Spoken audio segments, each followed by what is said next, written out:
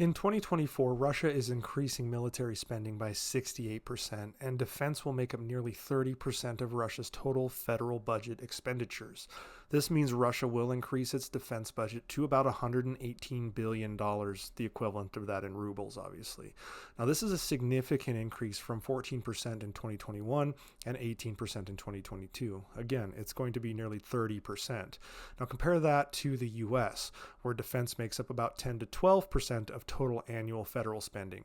Russia will be spending about 6% of its 2024 GDP on defense. The US spends about 3% of its GDP on defense and still spends nearly 8 times more than Russia. The increase in defense spending is obviously meant for Ukraine, and the government plans to fund this through increased borrowing, reductions in other federal programs, and apparently hoping for greater oil and gas revenues next year. Russian defense spending in 2023 is already higher than planned. It sits at $71 billion, or 21% of the Russian federal budget, but again, they're wanting to increase it an additional 9%. The total overall spending on Ukraine has ballooned to $328 billion, or about 8% of Russia's total GDP over the last 2 years. The last time the US spent that much on a war effort was World War II. Even Vietnam only accounted for about 2.3% of the US annual GDP.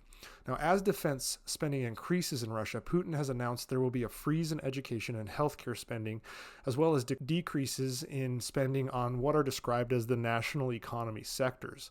These all will drop to 2011 funding levels. These reductions include reduced domestic help to agriculture, non-wartime industry, and the service sector. Social policy spending will also decrease, which impacts poorer regions like Dagestan and Chechnya. Social welfare spending will be lower than defense spending for the first time in a long time, and the social welfare spending will be at $84 billion in 2024. The U.S. spends $2.3 trillion on social programs, which far outpaces defense spending. Now, the real dollars, the actual physical dollars earmarked for social policy spending, will actually increase in these rural areas. So the Kremlin can use that to flash those dollar increases on TV. But these increases are well behind inflation, so they're essentially cuts. On top of that, $25 million of Russia's declining healthcare budget will go to rebuilding the healthcare system in occupied territories of Ukraine, and hundreds of millions of dollars will be needed to rebuild the cities and the social programs in those areas as well, something the Russians will likely be angry about as they see their social program access deteriorate in order to fund rebuilds of Ukraine.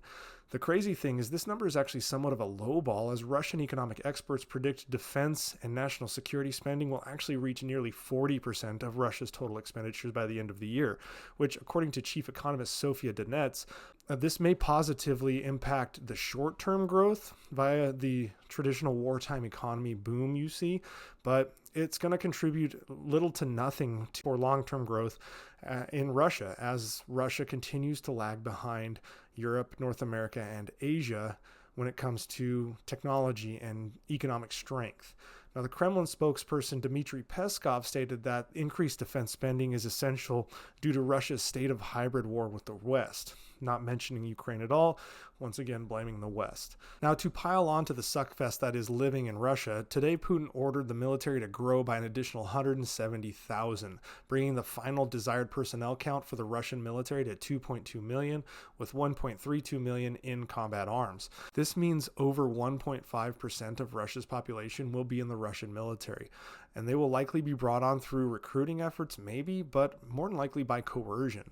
For comparison, the U.S. military has about 2.1 million troops, including reserves and National Guard, and that is 0.6% of the total population. So no matter how you run the numbers here, this is unsustainable for Russia, especially if, and I must emphasize if at this point, because we're kind of seeing this, NATO and its astronomical combined budget of 1.3 trillion, aka 10 times that of Russia, continues to support Ukraine. And I emphasize if because that's not a given.